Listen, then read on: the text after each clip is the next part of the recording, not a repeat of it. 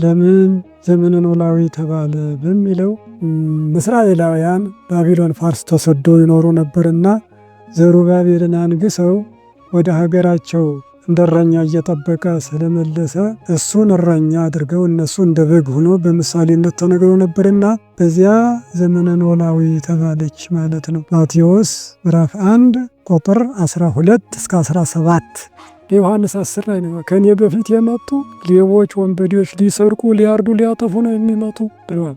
በበጎች በር የሚገባ ግን ወይም በእኔ የሚገባ የሚወጣ መሰማሪያ ያገኛል፣ እኔ ግን ሕይወት እንዲበዛላቸው መጣሁ ነው ያለ። እረኛ በጎችን ከፍየሎች እንደሚለይ በጎችን በቀኙ ፍየሎችን በግራ ያቆማቸዋል ይላል። ይሄ በጎች እነማን ናቸው? ፍየሎች እነማን ናቸው? እንዲሁ ዝም ብለን ከተሆነ እግዚአብሔር ተራ ነገር የሚናገር አይደለም። ሁሉንም በምሳሌ ነው የነገረ። ምሳሌ የተነገረ ነገር አይጠፋም ይነሳልና የሚል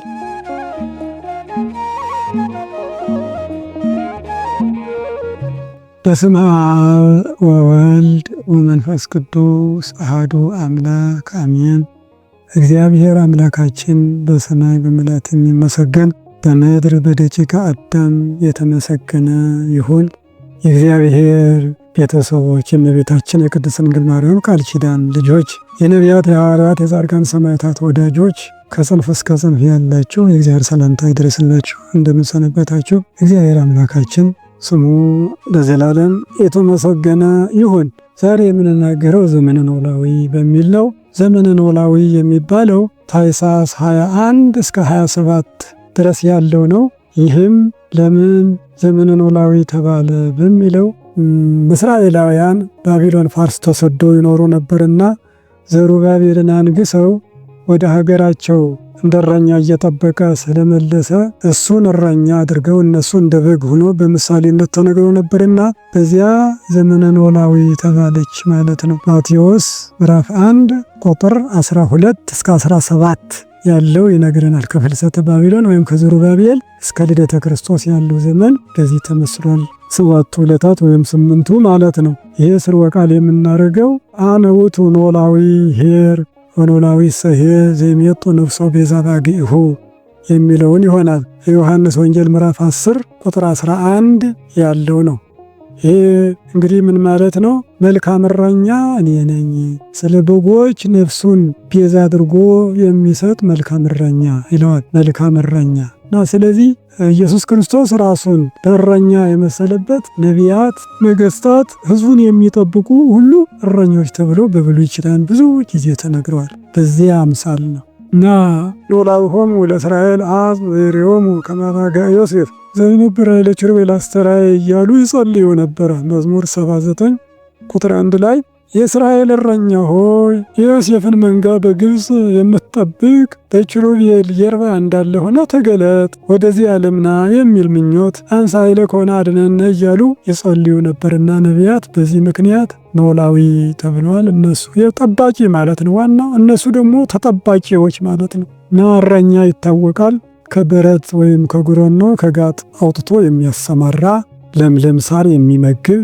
እንደዚሁ ጥሩ ውሃ የሚያጠጣ እረኛ ይባላል። ከብቶችን የሚከተል መዝሙር 22 ቁጥር 1 ላይ እግዚአብሔር እረኛዬ ነው የሚያሳጣኝም የለም ካለ በኋላ ውስተ ብሔር ስዑር ያድረኒ በለምለም መስክ ያሳድረኛል፣ ውሃ በማያረፍት ሐሰነኒ በረፍት ውሃ ይመራኛል ይላል። በረፍት ውሃ በለምለም መስክ የሚያውል ሰሙ የዚህ ዓለም ባሉ በጎች ያደርግ እንጂ በለምለም መስክ በተመሰለች በመንግሥተ ሰማይ እረፍት ውሃ የደስታ ያለበት አወርሳችኋለሁ የሚል ነው። የሚያሳጣኝም የለም እግዚአብሔር እረኛዬ ነው ብሎ ነቢዩ ዳዊት እንደሚነግረን እረኛ ለበጎች ምቾት የሚያደርግ ነው ማለት ነው። ኢሳይያስ 40 ቁጥር 11 ላይ ምንድን ነው የሚለው? ወያስተጋብ አባግኢሁ በመዝራዕቱ ወያስተፍየስሖን ለጽኑሳት ብሎ አማርኛው መጽሐፍ ቅዱስ ምንድን ነው የሚለው? መንጋውን እንደሚሰበስብ እረኛ ጠቦቶችንም በክንዱ እንደሚታቀፍ የሚያጠቡትንም በጎች እንደሚያዘግም በቀስታ ይመራቸዋል ይላል። የሚያጠቡትን በቀስታ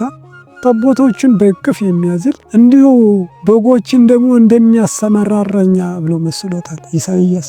እና በዚሁ አይነት ደውም ዘሴቱ ምስሌሁ ምግባሩ ቅድመ ገጹ ነው፣ ደሞዙ ከእርሱ ጋር ነው፣ መልካም ምግባሩም ከፊቱ ነው ካለ በኋላ በጎችን እንደሚመራ መልካም እረኛ።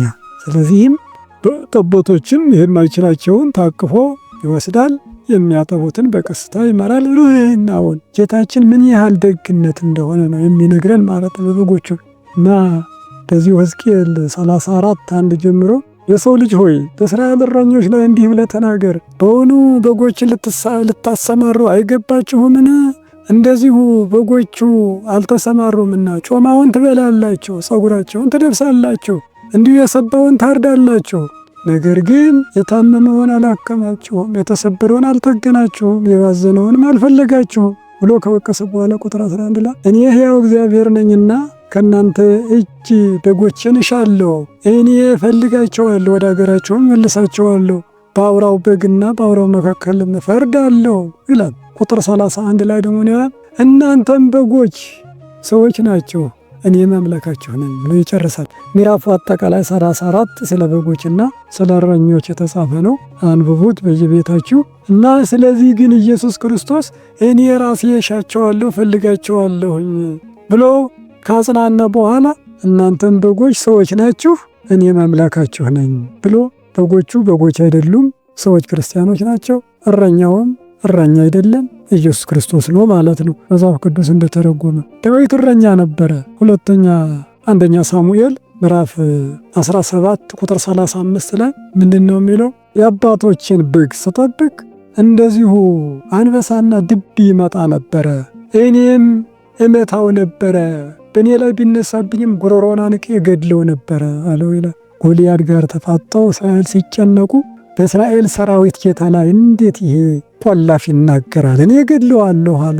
ወደ ሳኦል ወስዶ አደረሱት። አንተ ብላቴና ነህ አትችልም፣ እርሱ ግን ከልጅነት ጀምሮ ጦርነት የለመደ ኃይለኛ ሰው ነው፣ እንዴት ትችላለህ አለው። እችለዋለሁ ጌታ ሆይ፣ እኔ የአባቶችን በጎች ስጠብቅ ድብና አንበሳ ይመጣ ነበረ፣ ከበጎችም አንዱን የወሰደ እንደሆነ ተከትዬ እመታዋለሁ፣ ቢነሳብኝም ጉሮሮ አንቄ እገድለዋለሁ። ይህ ምሳሌ ነበረ። ምክንያቱም ከመናፍቃን ጋር ተከራክሮ መልስ ማሳጣት፣ አላውያን ነገስታት ከሃዲያን መኳንንት ቢነሱ ቅድሚያ ተገኝቶ እነሱን መልስ መስጠት መቻል፣ ምዕመናንን የማጽናናት።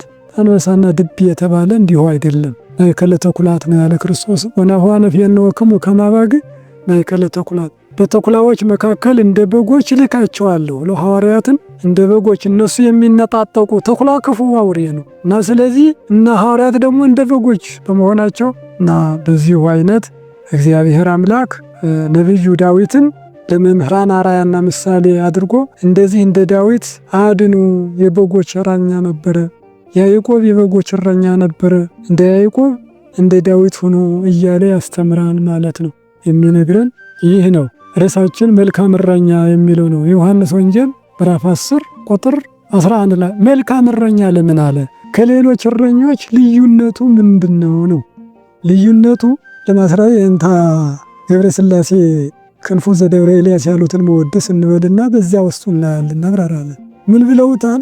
ግዘኖላዊነ ባይድ እምግዘኖላዊ ወአባግዒሁ ይኮኑ ከመ አባግዕ ኩሎሙ ሥጋሁ ይብልዑ እስመ ስሉጣን ዮሙ እመኒ ወሀበ ለአራዊት ሥጋሆሙ ለዘስሉጣን ሥጋሁ ይጣሙ ወንዘ ለሊሁ ኖላዊሆሙ ነሲአ እሴት ሀዲጎ እሴተ ይሁቦሙ ይፈቀደሂ ከመ ይንሣ ጸምረ ስዕርቶሙ ዳይሙ ለአባግዕ ልብሰ ፍስሐ ይከውኖሙ ወንዞሎቱ ይደሉ ከመ ይሴጦሙ ሴጡዎ ለኖላዊ አባግዕ ለሊሆሙ ብለውታል። ይህ ምን ማለት ነው? ግዕዘ ኖላዊ ባይድም ግዕዘ ኖላዊ አሉ። የእረኛችን ጠባይ ከእረኛ ጠባይ ከእረኛ ባህሪ ይለያል። ግዕዝ ብሎ ጠባይ ባህሪ ይሆናል፣ ቋንቋ ብቻ አይደለም። እና በዚሁ አይነት የእረኛችን ጠባይ ከእረኛ ጠባይ ይለያል አሉ። ለምን ያልክ እንደሆነ ወአባግዕ ይኮኑ ከመ አባግዕ ኩሎሙ፣ በጎቹም እንደ ሌሎቹ እንደ ሁላቸው በጎች አይደሉም። ሥጋውን ይብልዑ እስመ ስሉጣን ዮሙ፣ ሥጋውን ይበሉ ዘንድ የሰለጠኑ ናቸውና። እመኒ ወሀበ ለአራዊት ሥጋሆሙ ለዘስሉጣን ሥጋሁ ይጣሙ፣ ሥጋውን ይቀምሱ ዘንድ የሰለጡ የበጎች ሥጋን ለአራዊት እንኳ ቢጥል ወንዘ ለሊሁ ኖላዊሆሙ፣ እርሱ እረኛቸው ሲሆን አሉና ነሲአ እሴት ሀዲጎ እሴተ ይሁቦሙ፣ ደሞዝ መውሰዱን ትቶ ደሞዝ ይሰጣቸዋል። ይገርም ነው። ደሞዝ መውሰዱን ትቶ ደሞዝ ይሰጣቸዋል። ምን ማለት ነው? እረኛ የወር የዓመት ደሞዝ አለው። ጠብቆ ተቀጥሮ ከሆነ ደሞዙ ያ ነው። ግን ይህ እረኛ ግን ደሞዝ መውሰዱን ትቶ ደሞዝ ይሰጣቸዋል ነው የሚሉት ሊቁ።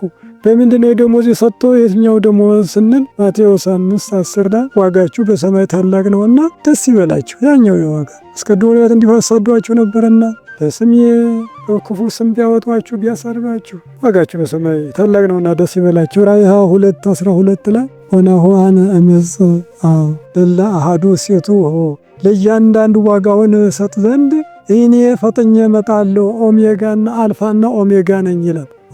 አልፋና ኦሜጋ የተባለ እግዚአብሔር ዋጋ የእያንዳንዱ እሰጥ ዘንድ እመጣለሁ ካለ ያን ነው እንግዲህ ነሲያ እሴት ሀዲጎ እሴተ ይሁቦሙ ያሉት ሊቁ። ቀጥሎ ደግሞ ምንድነው ያለ? ይፈቀደሂ ከመ ይንሣ ጸምረ ስዕርቶሙ የፀጉራቸውን ባዘቶ እንኳ ይወስድ ዘንድ አልወደደም። አንድ እረኛ ከጠበቀ በጉን ሸልቶ ፀጉሩን ማቅ ወይም ደግሞ በርኖስ አድርጎ የመልበስ ስልጣን አለው። እርሱ ግን አልወሰደም ነው የሚሉት አባት። እርሱ አልወሰደም። ምክንያቱስ ዳይሙ ለአባግ ልብሰ ፍስሐ ይከውኖሙ፣ ነገር ግን ለበጎቹ የደስታ ልብስ ሆናቸው እንጂ። የትኛው እለተጠመቅሙ በስሙ ክርስቶስ አለበስክሙ ገላትያ 3:27 ላይ በስሙ የተጠመቃችሁ ሁላችሁም ክርስቶስን ለብሳችኋል ይላል። አሮጌውን አዲስ አዳምን ተውት፣ አዲስ ክርስቶስን ለብሳችኋል እንዳለ ሐዋርያ ጳውሎስ በ40 ቀን በ80 ቀን የሥላሴ ልጅነት ጥምቀት የሚባል የብርሃን ልብስ ለብሰናል። ይህን ነው ሊቁ የሚነግረው። የበጎችን ፀጉር አልወሰደም አልሸለተም አንዳች። ግን እርሱ ገና በልጅነት ሳለን በ40 ቀን በ80 ቀን ጀምሮ ልብሰ ብርሃን ሰጠን እንጂ ብሎ ያደንቃሉ። ሌላው ወንዘሎቱ ይደሉ ከመ ይሲጦሙ አሉ ደግሞ አያይዙ ሴጡ ወለኖላዊ አባግ ለሊሆሙ ራሳቸው በጎች ለእርሱ መሸጥ ሲገባው ወንዘሎቱ ይደሉ ከመ ይሲጦሙ ይሸጣቸው ዘንድ ሊሸጣቸው ለእርሱ ሲገባው ግን አልሆነም። ሴጡ ወለኖላዊ አባግ ራሳቸው በጎች እረኛውን ሸጡት። ግርምቢት ማቴዎስ 27:3 ላይ 30 ብርን ወርውሮ ታንቆ ሄዶ ሞቶ ይላል ይሁዳና በ30 ብር ክርስቶስ ተሸጠልን ለእኛ ሲል ማለት ነው። እና በዶሚ ቤተ ክርስቲያንን ተክሎ የተሸጠው በ30 ብር ደግሞ መካነ መቃብርን ገዝቶልናል። እሱ በተቀበረበት በጎልጎታ አጠገብ እንድንቀበር በቤተ ክርስቲያን አጸድ ዙሪያ እንድንቀበር አርአያ ሆኗል። በ30 ብር የሸክላ ሰሪውን መሬት ለእንግዳ ማደሪያ ለምጻተኞች ገዙ ይላል። ምጻተኞች እኛ ነን፣ ከገነት የተሰደድን እንግዶች እኛ ነን። ክርስቲያኖች ለእኛ በ30 ብር ገዝቶልን በዚያ ርስት ጉልት ሰጥቶናል ማለት። ሸክላ ሰሪ ራሱ ነው። በኢሳይያስ 29:19 ላይ እንደሚነግረን ምንድን ነው የሚለው? ሸክላ ሰሪውን እንዲህ አድርገህ ሰራኸኝ ሊል ይችላልን ይላልና ሸክላዎች እኛ ነን፣ የእግዚአብሔር ስራዎች። እሱ ሸክላ ሰሪ ነው። የራሱን መሬት በራሱ ብር ገዝቶ ርስት ጉልት አስገብቶናል ማለት ነው። እና ሊቁ ይኸውም የሚነግሩን ጠብቆ ቀንም በሌሊትም አቃቤ ዘመዓልት ወዘሌሊት ኃላዌ የሚባል እግዚአብሔር ደሞዝ አልወሰደም፣ ፀጉራቸውን አልሸለተም፣ ሽጦም ብርን ለጥቅም ማዋል ሲገባው አልተጠቀመም። በመጀመሪያውም እንኳን እንዳየነው ሥጋሁ ይብሉ ወእስመ ስሉጣን ነዮሙ አይደል? ሥጋውን ይበሉ ዘንድ የሰለጠኑ ናቸውና። እረኛም ዓመት በዓል በመጣ ጊዜ አርዶ መብላት ስልጣን አለው። ነገር ግን አርዶ በሉት እንጂ ንበሶ አርሶ አንድ ጊዜ ራሱን ሰዋ እንዳለ ራሱን ሰውቶ ለእኛ እነ የበላይክሙ ሥጋሁ ለወልደ እጓለ እመሕያው አልበክሙ ሕይወት በላዕሌክሙ። የሰው ልጅ የኢየሱስ ክርስቶስ ሥጋ ካልበላችሁ ካልጠጣችሁ በራሳችሁ የተነሳ ሕይወት የላችሁም። ዮሐንስ 6:53 ላይ እንደነገረን ልክ እረኛው አርዶ መብላት ሲገባ እረኛውን አርደው በሉት። ክርስቲያን በ4 ጊዜ መልካም እረኛ እኔ ነኝ ያለው ለዚህ ነው። መልካም እረኛ ትክክለኛ ከኛ የወሰደው ሳይኖረው አሁንም እሱ ብቻ። በጉ ግን ይታዘባል። ሰዎች የሚጠብቁት ለካ ለራሳቸው ነው። እንዲያውም ቀበሮ ጅብ ቢበላው ይሻለዋል። አንድ ጊዜ ገደለ በላው፣ በቃ አለቀ። ሰው ግን ካረደ በኋላም እንኳ ጠብሶ ቀቅሎ እንደገና መከራ ስቃዩን ስጋውን አሳይቶ ነው የሚመገበው። ለዚህ የበግ መጠበቁ ጥቅሙ ምንድነው ነው? ሰው ለራሱ ብሎ ይንከባከበዋል እንጂ ለበጉ ብሎ አይደለም። እና ስለዚህ የሚነግሩን ሊቅ በመወድሳቸው 4 ጊዜ እጅግ መልካም ቸር እረኛ እኔ ነኝ። በዮሐንስ 10 ላይ ነው ከኔ በፊት የመጡ ሌቦች፣ ወንበዴዎች ሊሰርቁ፣ ሊያርዱ፣ ሊያጠፉ ነው የሚመጡ ብለዋል።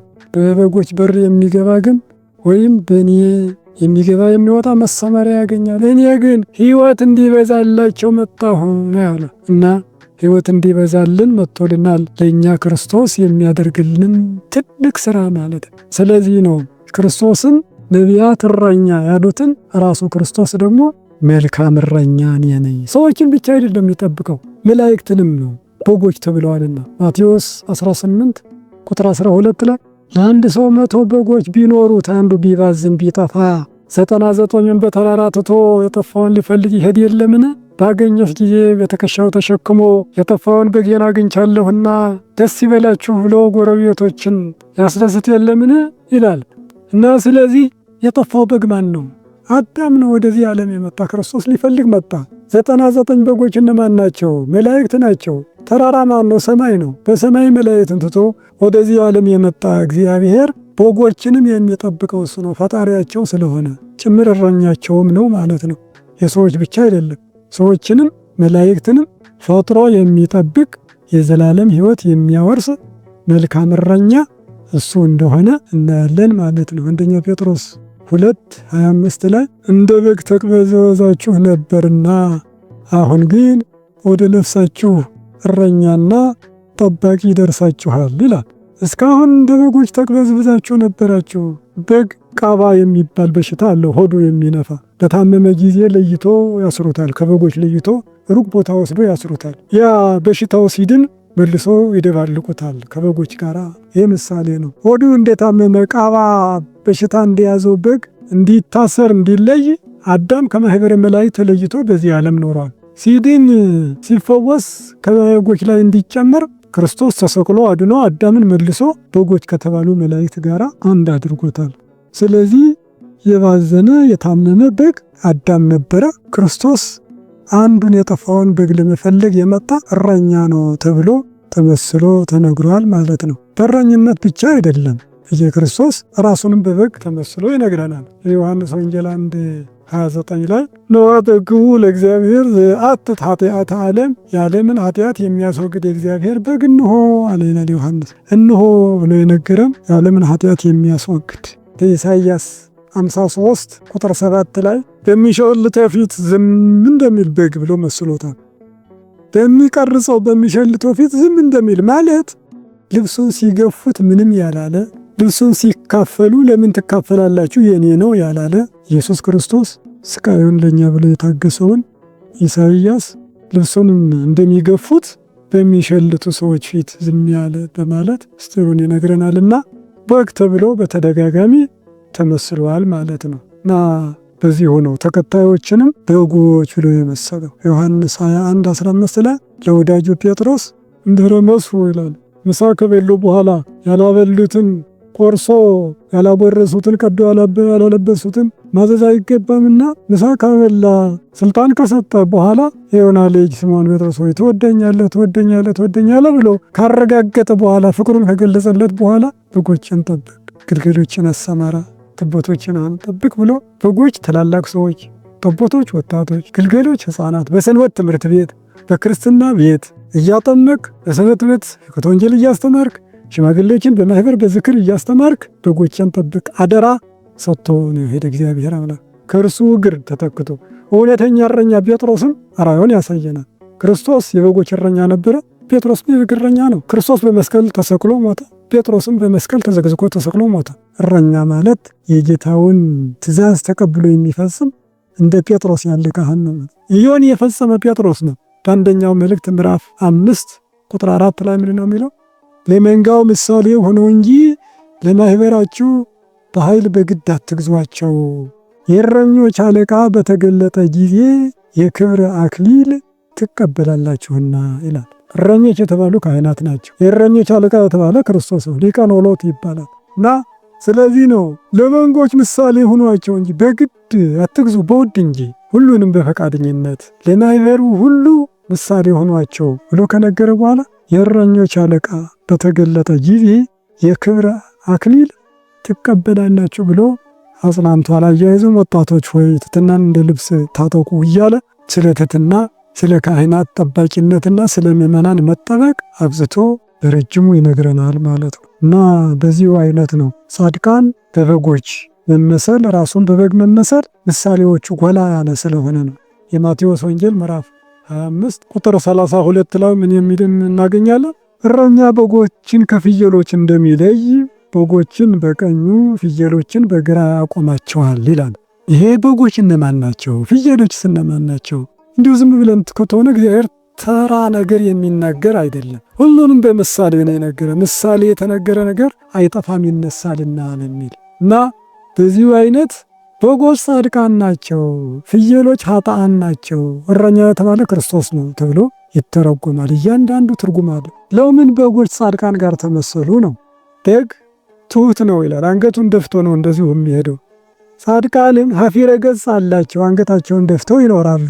በግ ኀፍረቱን በላቱ ይሸፍናል ይላል። ጻድቃንም የራሳቸውን ኃጢአት በንስሐ የባልንጀራቸውን ኃጢአት በትዕግስት ይሸፍናሉና። በግ መከራውን ጭቃውን አይሰቀቅም ይላል። ጭቃ ላይ ተኝቶ ማደር ይችላል፣ ፀጉራም ነው፣ አይሰቀቅም። ጻድቃንም ፈተና መከራ በመጣ ጊዜ አይሰቀቁም፣ በደስታ በትዕግስት ይቀበላሉና። በግ ከዋለበት አይሰማም፣ ድምፁ የለውም። ጻድቃንም በትሕትና እንደዚሁ በፍቅር ይኖራሉ እንጂ አይጨቃጨቁም፣ አይከራከሩም። ከበጎች አንዱን አውሬ የነጠቀለት እንደሆነ ድሮ ይጠፋል አይመለስም ይላል። ጻድቃንም ከወንድሞቻቸው አንዱ ሰው የሞተ እንደሆነ እኛም ነገ እንደነሱ እንሞታለን ብለው ምን ነው ይሄዳሉ፣ አይመለሱም ይላል። የበግ መኖሪያ ደጋ ነው፣ የጻድቃንም መኖሪያ በመንግሥተ ሰማይ ነው። ከምኝታ አልጋ ከሀገር ደጋ እንዲሉ መልካም በደጋ ሀገር የሚኖር በግ በመንግሥተ ሰማይ በሚኖሩ ጻድቃን ተመስሏል። በእነዚህ ሁሉ በጎች ጻድቃንን ስለሚመስሉ ጻድቃን ተብሏል። በግ እንዲያውም ቅዱስ እንስሳ ይባላል። ምክንያቱም ከአቤል በግ ጀምሮ ስጋው ለመስዋዕት ለምግብ የሚሆን እንደዚሁም ፀጉሩ ለልብስ የሚሆን ቆዳው ለምንጣፍ ለብራና መጻፍ የሚሆን ቅዱስ እንስሳ ይባላል። ቀን ሳር ቅጠል ሲለቅም ይውላል፣ ሌሊት ደግሞ ሲያመነይግ የሚያድር ነው። በዘሌዋውያን 11 ላይ እንደተጻፈ ምንድነው የሚለው? የሚያመሰኳውን ትመገባለህ፣ ሰኮናው ስንጥቅ የሆነውንም ትመገባለህ፣ ሰኮናው ጽፉቅ የሆነውን የሚያመሰኳውን ግን አትብላ ተብሎ ለሙሴና ለአሮን ተነግሯል። የሚያመሰኳ ነው በግ፣ በሬ፣ ላም እየደመመዳቸው እና በዚህ ምክንያት በግ ወይም በሬ፣ ላም እንስሳ ቅዱስ እንስሳ ይባላሉ። ሌላ ርኩስ እንስሳ ስላለ የሚያመሰኳ ማለት ጾምና ጸሎት የያዘ ማለት ነው። ጾምና ጸሎት የያዘው የሚያመሰኳ ሰው ጋር ተመድቧል። ቀን ባሕታዊ ሲሰግድ ይውልና ሌሊት ሲጸልይ ያድራል። ልክ እንደ በጉ ነው ማለት ነው። ወይም ቂም በቀል የሌለው ማለት ነው የሚያመሰኳ ማለት። ሰኮናው ጽፉቅ ነው ወይም ደግሞ የተሰነጠቀ 2 ስንጥቅ ያለውን ብላ እንዳለው የተሰነጠቀ ማለት 2ቱን ኪዳናት የተቀበለ ኦሪትንና ወንጌልን የተቀበለ ማለት ነው። ወይም ይሄን ዓለምና ላይኛውን ዓለም የሚወርስ ማለት ነው። 2ቱን ዓለማት የያዘ 2ቱን ኪዳናት የያዘ ሰኮናው ስንጥቅ ነው ብላ ተብሎ የተመሰገነ በክርስቲያን ቅዱስ እንስሳ ተመስሏል ማለት ነው። ቅዱስ እንስሳ እንዳለው ከሞተ በኋላም እንኳ ስጋው ቆዳው እንደሚጠቅም ክርስቲያንም ከሞተ በኋላ በፍትሐ ነገሥት እንደተጻፈው ከዕለተ ሞት እስከ የሙት ዓመት ድረስ 9 አሉ የታዘዙ። ገዳም የኖረ ነው፣ ጻድቅ ነው። ዓለም የኖረ ነው፣ ኃጢአተኛ ነው። በሌላ ስርዓቶች ናቸው እነዚህ 9ኞቹ። ስሙ ከኢየሱስ ክርስቶስ ስም ጋር አብረው እየተጠራ በቅዳሴ ቁርባን ይጸለይለታል። ቅዱስ እንስሳ ከሞተም በኋላ ጥቅም እንዳለው ክርስቲያኖችም እንደዚህ ሆነ ከእርሱ ጋር ተመስሏልና ነው። እና በዚሁ አይነት ኢየሱስ ክርስቶስ በእረኛ ተመስሎ ተከታዮቹ ሐዋርያት ካህናትን እረኞች፣ በበግ ተመስሎ ተከታዮቹ ምዕመናንም በጎች በሚል አይነት መስሎ በወንጌል በብዛት ይነግረናል ማለት ነው። ምሳሌ ነው ማለት ነው። ምሳሌው ምንድነው? ትክክለኛ ቀጥ ያለ ሊሆን ያስፈልገዋል። ምሳሌነቱ በሚመስለው እንጂ የማይመስለው ዝም ብሎ ምሳሌ ቢለው ያ የማይመስለው ምሳሌ አይሆንም። የሚመስለው ለምሳሌ ያህል በሊኦተ ጾም ቆጽል ወጸሎተ ዘልፍ ሳይር መፍቀሪ በግ ባሕታዊ ዕቁበ ኖላዊ ነሄር ብለውታል።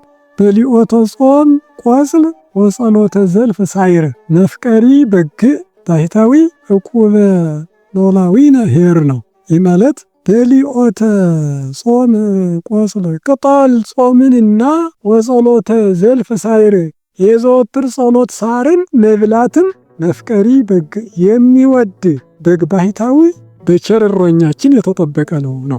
አሁን ቆጽልና ጾም ምሳሌ ነው። ጸሎትና ሳይር ምሳሌ ነው። በግ እና ባሕታዊ ምሳሌ ነው ማለት ነው። ልክ ምሳሌ የሚባለው እንደዚህ ከሳር ጀምሮ እስከ ላይ ድረስ ሲሄድ ነው እና ምሳሌው በሚገባው ሲመሰል ነው።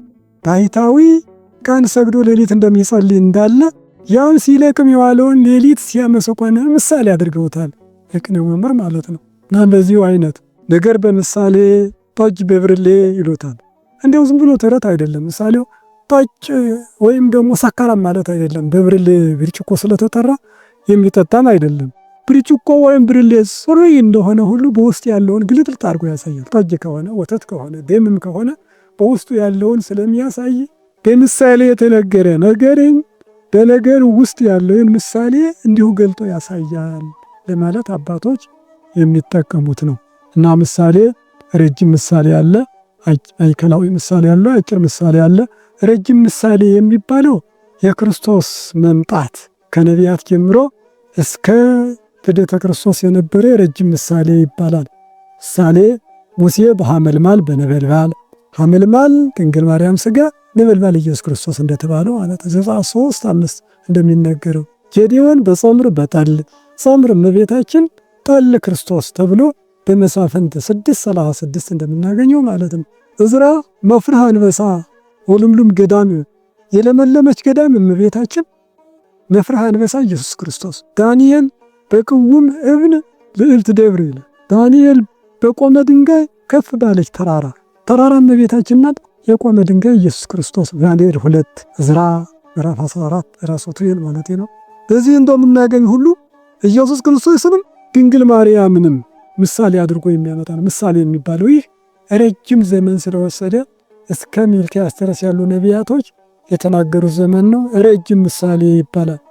ማዕከላዊ ምሳሌ የሚባለው ደግሞ ማቴዎስ 13 ላይ እንደተጻፈ ለገበሬው በእርሻ በስንዴ በክርዳድ፣ ለነጋዴው በዕንቁ በወርቅ፣ ለአሳ አጥማጆች በእርሾ በዱቄት በቦሃቃ እየመሰለ እንዳስተማረ ማዕከላዊ። በአጭር ምሳሌ የሚባለው እንደ ሰሎሞን መጽሐፈ ምሳሌ የመሰለ እጥር ምጥን ብሎ ልጄ ሆይ ጎበዝ ሆይ እያለ የሚነግር አጭር ምሳሌ የመሰለ መጽሐፈ ምሳሌን ማንበብ ይቻላል። አጠቃላይ ምሳሌ የተነገረ ነውና ወነግር አምሳለ ዘእምትካት እንዳለ ከሰታፉየ በምሳሌ ወነግር አምሳለ ዘእምትካት መዝሙር 77 ቁጥር 3 ላይ ነብዩ ዳዊት አፌን በምሳሌ እገልጣለሁ ቀድሞ የነበረውንም ተምሳሌት እናገራለሁ እንዳለ ምሳሌ ባጭር በማዕከላዊ በረጅም የሚነገር አለ ማለት ነው።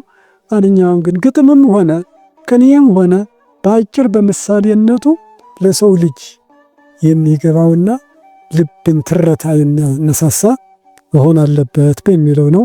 እግዚአብሔር አምላካችን በኖሎት በኖላዊ ተብሎ የተመሰለ አምላካችን እኛን ጠባቂያችን በመሆኑ እንዲሁ ሁል ጊዜ ይነገራልና ቀንና ሌሊት የሚጠብቅ አምላካችን አሁንም እንዲጠብቅ ቅዱስ ፈቃድ ይሁን። ናሆጅ ነው የሰክብ ነው ያለ ዘያዕቆብ ለእስራኤል። እግዚአብሔር እስራኤልን የሚጠብቅ እስራኤል አይተኛም አያንቀላፋም እንዳለ ነቢዩ ዳዊት በባህሪው በመለኮትነቱ የማያንቀላፋ የማይሰለች እግዚአብሔር አምላክ ለዘላለም እንዲጠብቀን ቅዱስ ፈቃድ ይሆንልን። የሰማነውን በልቦናችን ያሳድርብን። በሥጋ ወደሙ ለልጅ ሰላም እንዲያበቃን ቅዱስ ፈቃዱ ይሆንልን። ሰላም ደሩ ይብቃን። ይቆየ